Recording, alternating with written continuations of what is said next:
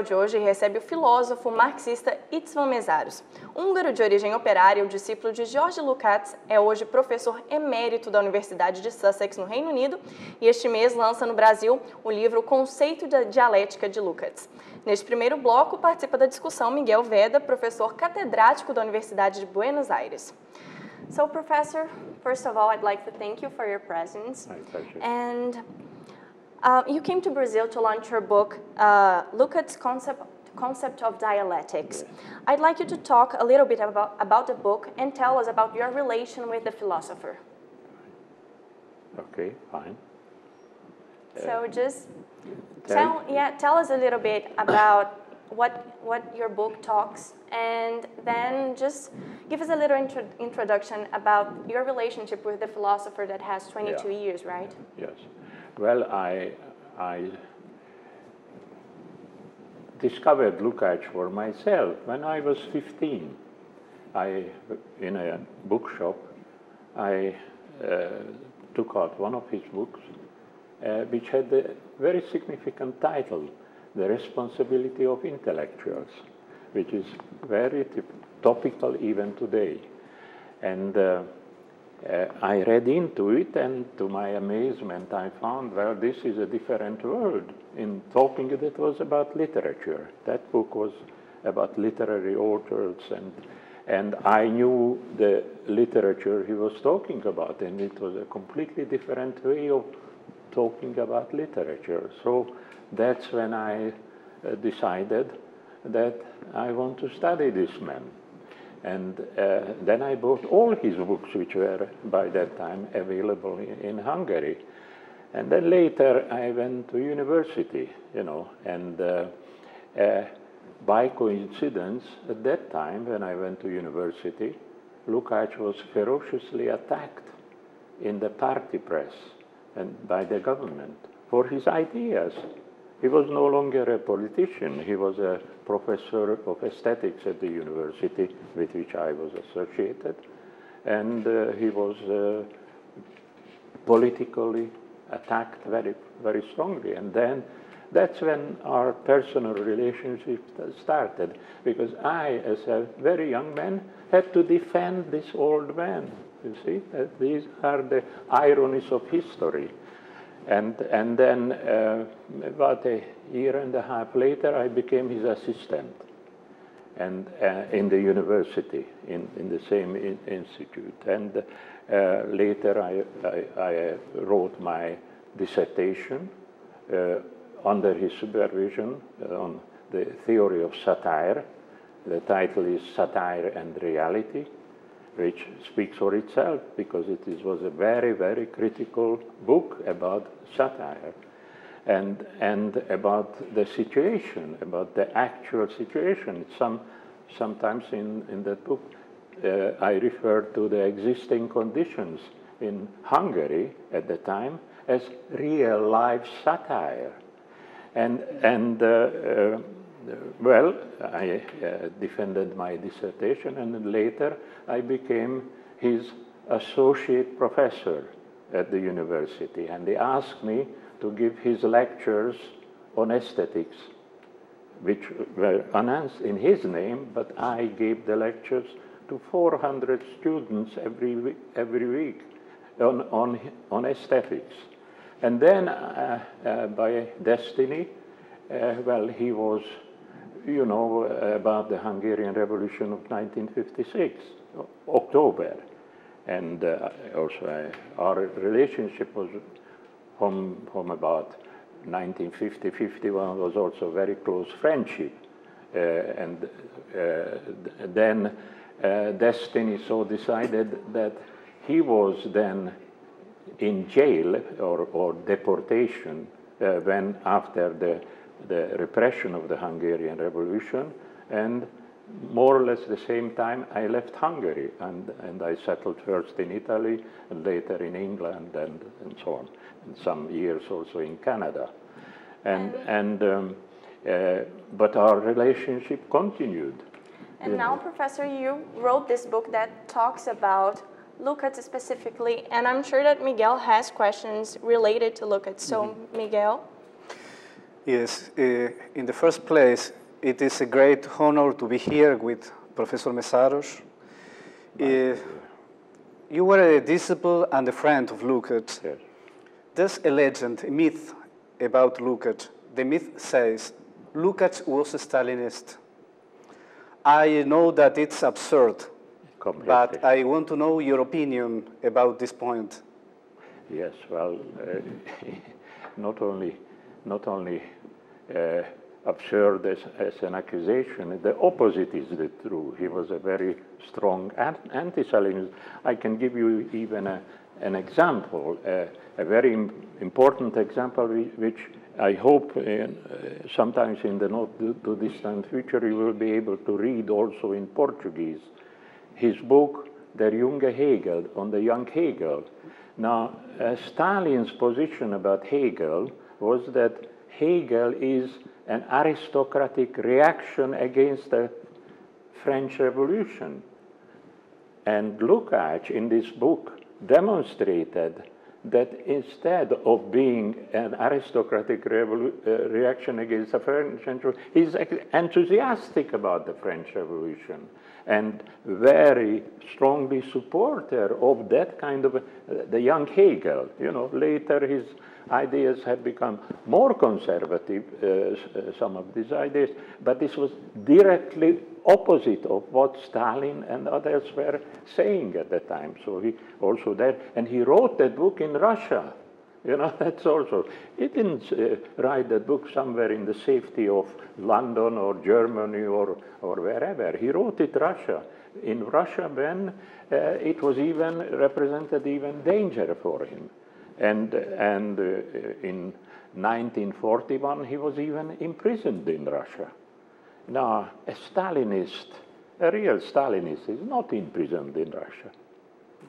So it's complete travesty of the two book, and also afterwards, you know, he was obviously he could not criticize, openly reject Stalin at the time. That possibility came later.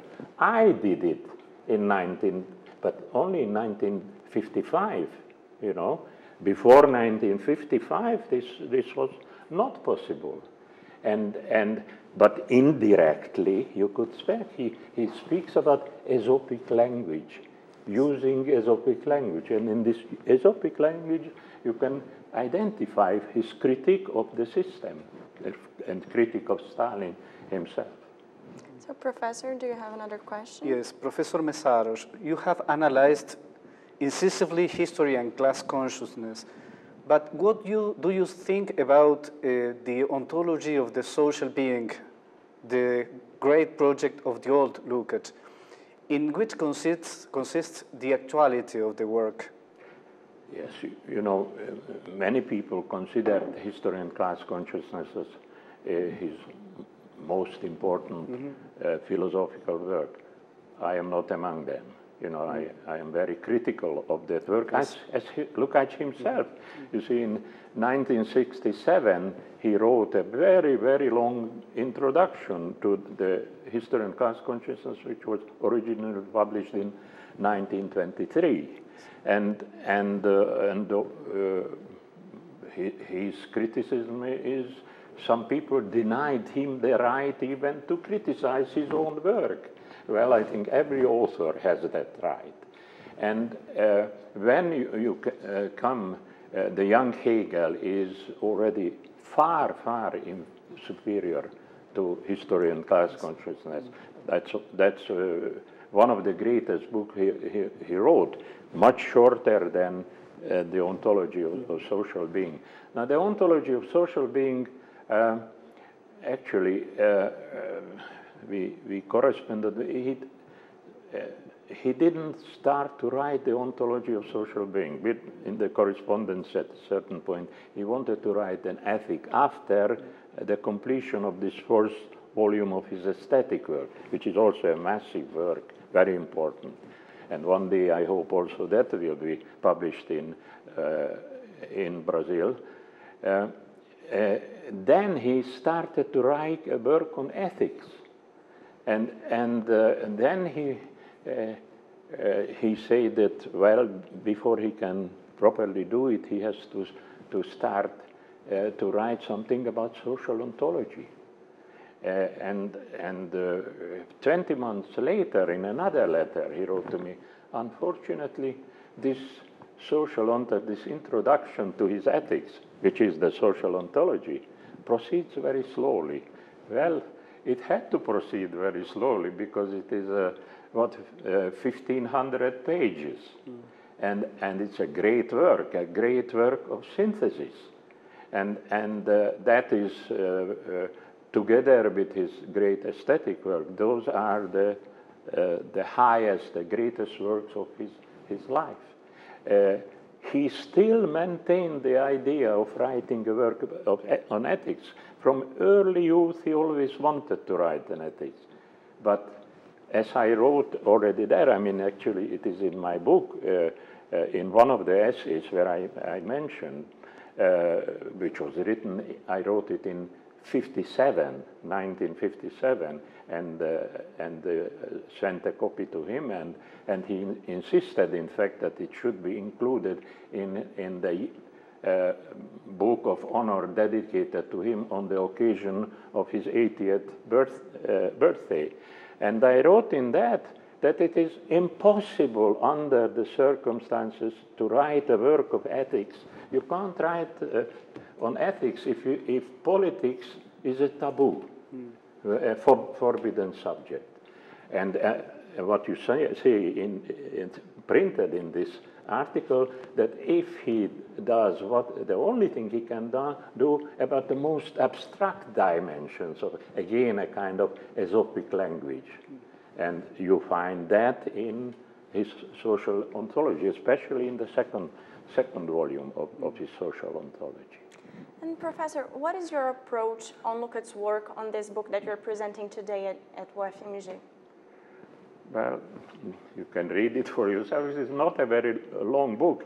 There are two longish essays in it, and each one has the title of Lucat's concept of dialectic. That I wrote in 1967 and 1968. And then the one I just mentioned was 10 years older in 1957. And then another book which was actually that is only an article at the time of the English publication, the first English publication of his History and Class Consciousness. This is what but there is an immense biographical material, so I allowed it to be published for the purpose of the students, because the students can learn an immense amount through his life, and there are also very detailed bibliography. It covers the whole of his life from the beginning. He started to write at the age of 17, and you find in my bibliography from the age of 17 until he died, all his works, even his articles, small articles. So this is what you have. 3 essays, a huge biography of Lukács, it's on life and circumstances, and bibliography, so students can also here use it and study, deepen their own study of Lukács. Professor? Yes, at the end of his life, Lukács formulated his ideas about capitalism and socialism in the study Democratization Today and Tomorrow. Yeah. What do you think about this polemical study? Well, I mean, again, you have to relate it to the circumstances under which he wrote it. Obviously, democratization in that society was an enormously important subject. When he wrote it in 1968, and the party and the government promised him that it will be immediately published. But this immediately became 20 years. For 20 years, it was a forbidden subject in Hungary. So you can imagine the importance of the idea of democratization. But when you think about democratization, democracy, our position here is very different. Our position about democracy, the facilities which are provided for us in terms of democracy are not nearly enough, okay? I always say that all such things have to become substantive. We have formal democracy here. There, you didn't have even formal democracy, you know. So that has to be also kept in mind when you read that book.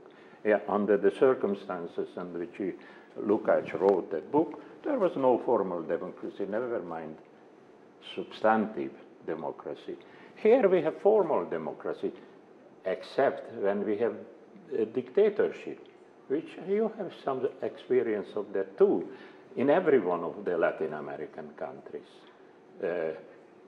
Brazil, Argentina, Uruguay, Chile, etc., etc.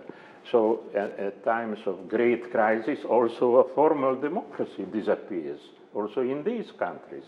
But formal democracy is not enough, like formal equality. We are all formally equal to put a little piece of paper in a ballot box. But does it make us equal? You know, and you don't even have to be a Marxist to be in favor of democracy. To quote you Bolivar, he said that equality is the law of all laws.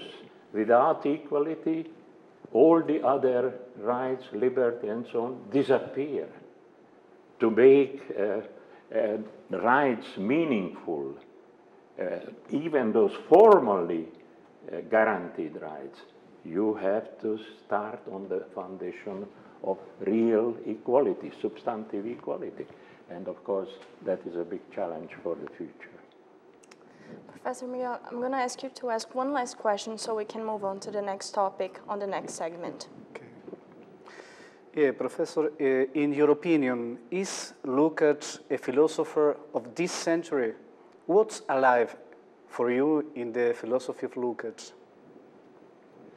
Well, philosophy is cumulative, you know. Lukács himself was very much against the concept of the tabula rasa, that you wipe your slate clean and you start all over again. And in that sense, for Lukács himself, the great philosophers of the past were absolutely fundamental, absolutely vital.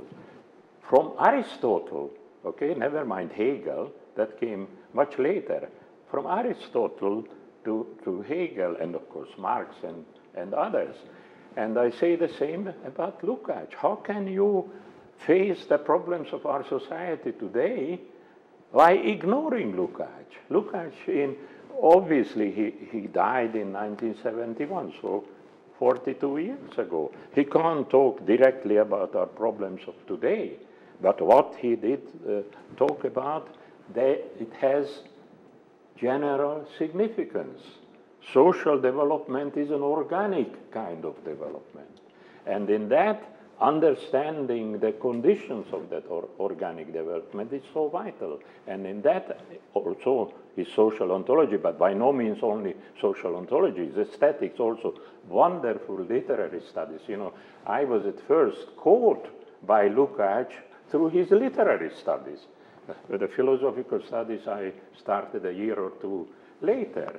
Magnificent literary studies.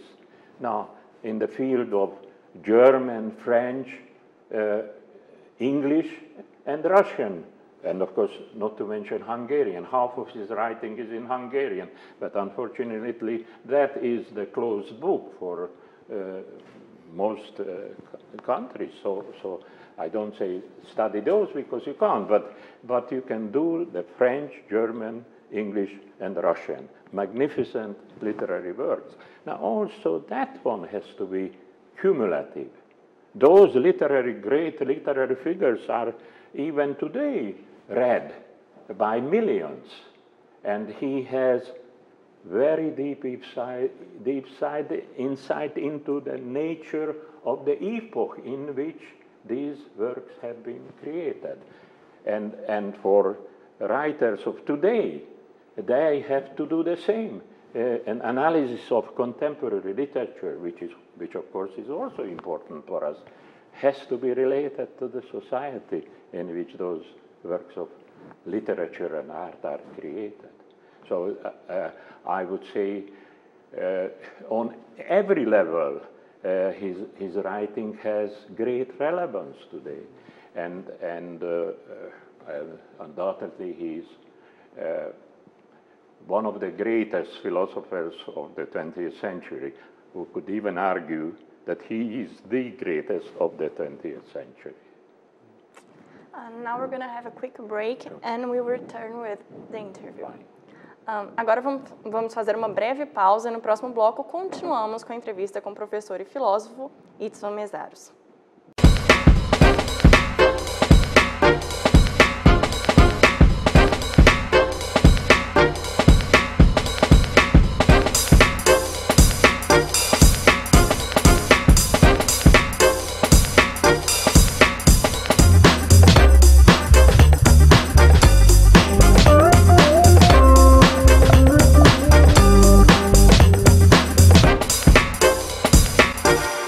De volta com a entrevista especial com Itzvan Mèszarós. Nesse bloco, participa da discussão o professor de Economia da Universidade Federal de Ouro Preto, Leonardo de Deus.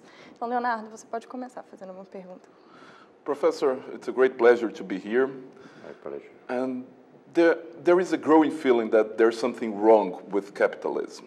And people are less and less unsatisfied, but people talk about healthcare, macrobiotics, gender, but not about mode of production, about labor. Sure. So what's left? This is a question that was made before. What's left for left, a Marxian position? Is there a place for it still in our world? Very big one. Not only a place, but it's absolutely vital. Obviously, not in a sense that you go back centuries. That is important only in the sense of building. You have to build on something, so that we build on what happened in centuries, but our problems are the problems of today. Obviously, it's understandable that people are related to their own immediate problems. So talking about modes of production, that is, well, way above everybody's head, absolutely everybody's head. And when the problems of those immediate problems, healthcare and the destruction of nature and all the others, a whole range of problems, absolutely fundamental problems, which are directly concerned to them. You know, 2 years ago when I was lecturing here, I didn't come to this particular city, but all over Brazil, I delivered a lecture which had the title, "Structural Crisis Needs Structural Change." The crisis we face in relation to not just capitalism and crisis of a certain time is the normality. But that is conjunctural periodic crisis. What we have today and experience for a long time now, about 50 years, is the structural crisis of the system. First, I printed actually the sentence, the critique of the structural crisis of the capital system, not just capitalism. Capitalism is a small slice of the capital system. Out of thousands of years, 500 years maximum. You know, in historical perspective, it's very little. And our crisis involves the whole system, also in relation to the future. The Soviet Union, that was not a capitalist country. That was a post-capitalist country. So you can abolish, that was the idea, abolish capitalism, like you can abolish the capitalist state. But you cannot abolish capital. You cannot abolish the state as such. And you can't abolish the 3P, which I discuss, analyze in great length in my book on Parallel the Capital, is capital, labor, and the state. None of these can be overthrown, abolished. Has to be fundamentally restructured. That's why we have to, the structural crisis embraces this 50 years, and some, in the past people were talking about the short period and the long period, the long trend. And the long one was supposed to be 25 years. Now the structural crisis of capital started towards the end of the 1960s. We are in 2013, an awful long time, more than 50 years, and there is no sign of the structural crisis being resolved. And you can't get out of a structural crisis. You know, the normality of capital in relation to the conjunctural periodic crisis resolved every one of them. Periodically you had crisis, and capitalism came stronger than ever out of it, not out of the structural crisis. There is no way out of the structural crisis. We need a different structure. And that's why I say, in relation to your question, the importance of these ideas, Marxian ideas, greater than ever before, because now we are, in Marx's lifetime, we didn't have a structural crisis, okay? Marx couldn't talk about structural crisis. It is the reality of our conditions and the challenge for us. So, Professor, just like you said, you were talking about the structural crisis. They are a part of capitalism, and what is the balance that you would do about the crisis that erupted 5 years ago? Well, there is a Brazilian connection to that. In 1987, now we go back a few years, I wrote a study which was published here in Brazil in 1989. Actually, I think it was in this issue. Chassin was the editor of the periodical in which it was published. And one of the sections in this essay, fairly long essay, was the real debt problem, the real one. Because at that time, everybody was saying that Latin America was catastrophically indebted. And I shown that the total Latin American debt at that time was equivalent to 1 month of American, United States debt. Put it in perspective. Now, since that time, we have progressed, beautifully progressed. Today, the American debt is moving in the direction of $17 trillion, just the state debt of the United States. And 2 years ago, when I was lecturing last time here, I pointed out that the American debt is $14.5 trillion, and it's moving up. And Obama, President Obama at that time, promised that he will halve the budget deficit of the United States. And I said, no, he won't halve it, he will double it. And he wanted to prove me right. He did double it. And that's why we are now moving in the direction of 17 trillion. How far can we go? Because there is this saying that the sky is the limit. The sky is not the limit. We are digging holes. And from one hole, we transfer into another hole. And the holes are getting bigger and bigger. And there is a good saying that when you are in trouble and you are in a hole, stop digging. If you want to get out of the hole, stop digging.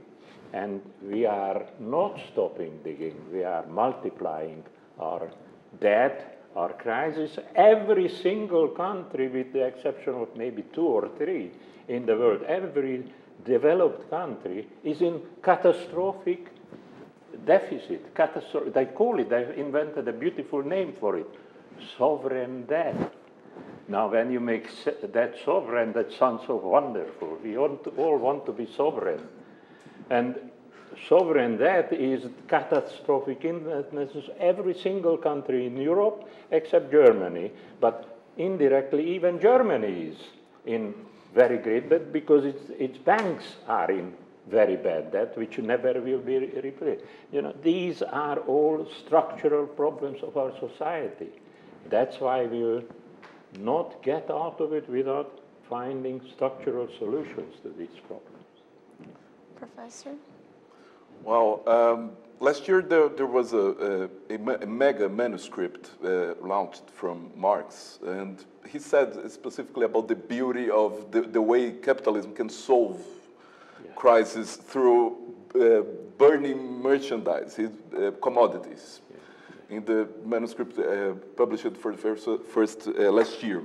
And I reminded it reminds me about your classic expression, destructive production. Yes. There is now, Professor, one generation that read this book of yours and talks about that. I would like to know, since you in the last books, I think you became a little bit more increasingly pessimist.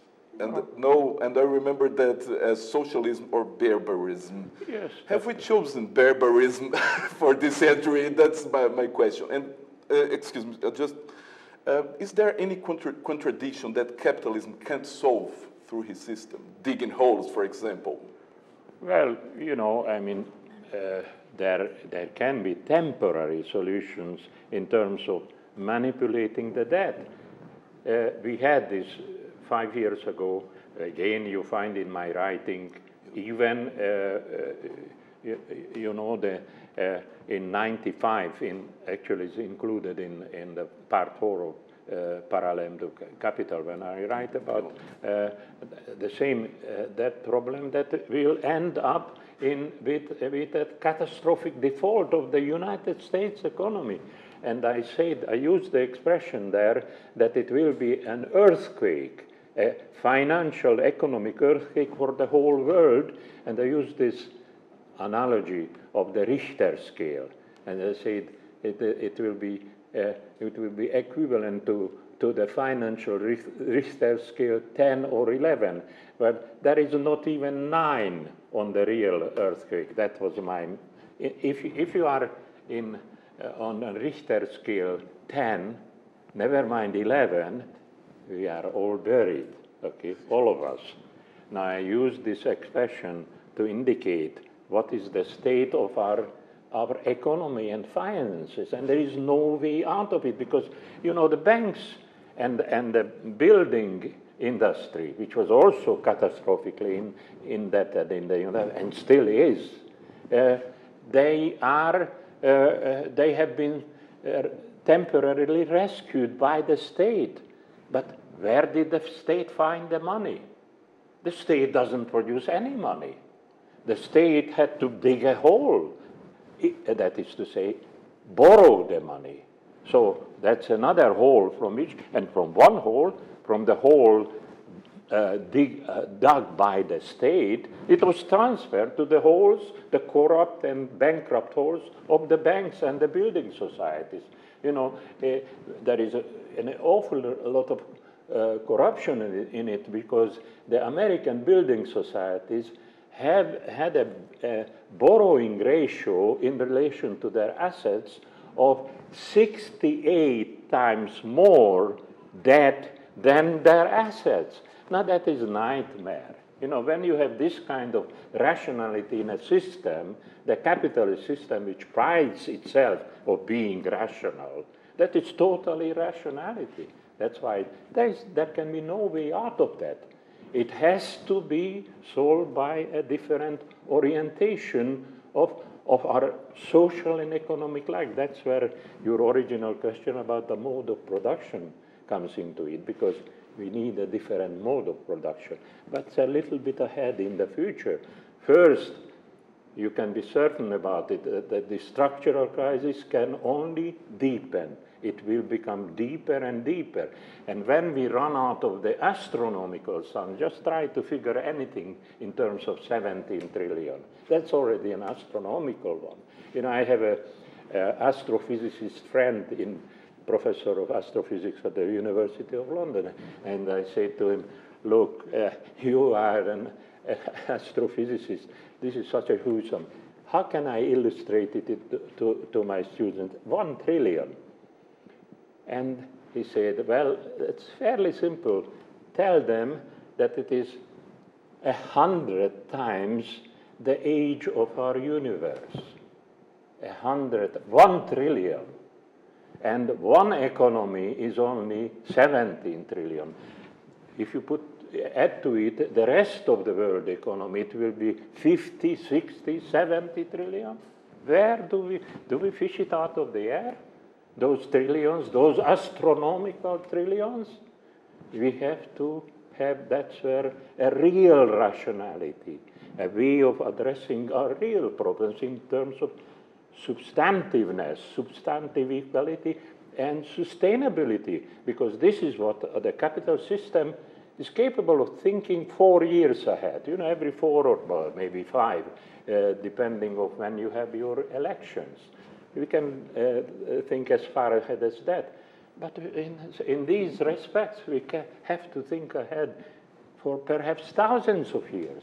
When you don't think about the destruction of nature, or the cataclysm generated, think of what is happening in Japan now. The Fukushima plant is discharging dangerous radioactive water into the sea for the benefit of all of us. We are talking here in terms of thousands of years of debt we have to face. And that's why I say structural crisis needs structural change, because Schumpeter used the expression of productive destruction, creative productive destruction. I say it has turned the other way around. We have now destructive production, not creative productive destruction. Everything turned around, because it's not only in relation to nature, also how much, think how much of it is our production goes into completely wasteful, cancerous growth. Growth, not as growth in general, not growth related to human needs, but cancerous growth for what purpose? For the sake of growth. I always say, growth of what? When you are, even now, they are idealizing. We solve our problems by growing. Once growth comes back, and here comes the neo-Keynesian fantasy, then we will be living happily ever after. Not really, because so much of this growth was destructive growth and continues to be even now, even in relation to nature. And that's why we need an absolutely fundamental change in this respect. Professor, we're going to have to wrap things up, so I'm going to ask you to ask one last question. Question. Professor Mèszarós, you're here in Brazil for many years as a published author and very popular. And I would like to ask you, there is a contradiction between the Marxian faith in parties, labor parties, and when they come to power, they say, well, the praxis is a way different. And we have this situation here in Brazil. The Labour Party adopted liberal economic policies, although with some red colors. I would like you to if you can say something about our country. The first time you came here, we were in a dictatorship, and now we have a democracy. And end of the dictatorship. They died 30 years ago. Yes. So what changed, and what can we expect being a third world country, not too very leftist? Professor, you have around 5 minutes. 5 minutes. Ooh. Big subject. For 5 minutes. Well, that's my fate. So often I have to talk in 5 minutes about something about which you should really talk for 5 days. But never mind. You know, the parties are also in deep crisis, because in the past the capitalist system, well, characterized by an ascending state and a descending state. Now we live in the descending state of the capital system. At the time of the ascending state, the parties had a real function. Today I will mention later in the afternoon an anonymous pamphlet written in 1821 and addressed to Lord John Russell, who was by coincidence the ancestor of Earl Russell. You may remember the anti-nuclear, very noble figure who came from the same family. Now, also, this Lord Russell, this more recent one, but also his ancestor, they were very progressive figures, and this anonymous pamphlet was addressed to this man who later became Foreign Secretary and then Prime Minister and so on, played an important role in the reform period of this, of the British, of the English Parliament, and very significant progressive transformations were introduced under his leadership. Parliament had a positive and necessary function in those days. Now, the trouble with the parties is not that the parties themselves are so bad, but Parliament has, in the descending phase of the capital system, not just of capitalism, has lost this progressive function. Gore Vidal, that famous American writer, said that in America we have a one-party system. We have one party, Democrat and Republican, and said we really have a one-party system with two right wings. And he was absolutely right. It sounded like a joke, but it was the truth. Well, in England, we have a one-party system with two, maybe two and a half right wings. That's because we have there also the liberals in coalition. No substantive difference. No. Why? Because the margins of capital are becoming narrower and narrower under the conditions of the structural crisis. And for that reason, parties are compelled to adjust themselves to these narrowing margins. And of course, it's not up to me to be critical of your conditions because I am not living here. Believe me, if I lived here, you would hear my critique very loud and clear, as you can hear everywhere else. So it is up to you to assess the situation. Professor, I can't thank you enough for this interview. Thank you so much for being here. My great pleasure, and I wish you great success in the future. Thank you. Obrigada, professor Leonardo. A entrevista especial de hoje termina aqui. Nós agradecemos aos professores Leonardo de Deus e Miguel Veda pela presença em nosso estúdio. Agradecemos ainda a Esther Weissman e o Departamento de Filosofia da UFMG. Obrigada pela companhia e até a próxima.